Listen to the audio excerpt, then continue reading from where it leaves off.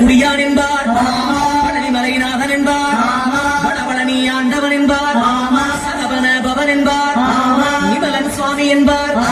தண்டாயுதபாணி என்பார், கலியுக வரதன் என்பார், வெற்றி வடிவேலன் என்பார், வீரவடி வேலன் என்பார், மரகத வண்ணன் என்பார், ஞானப்பரம் கேட்டவனா, நம்பினோரை நாடுபவனா, காவடி பிரியனா, ராஜ அலங்காரம் கொண்டவனா, ஆண்டியாய் நின்றானா, செல்வத்தை எல்லாம் கொடுப்பானா, அப்படிப்பட்ட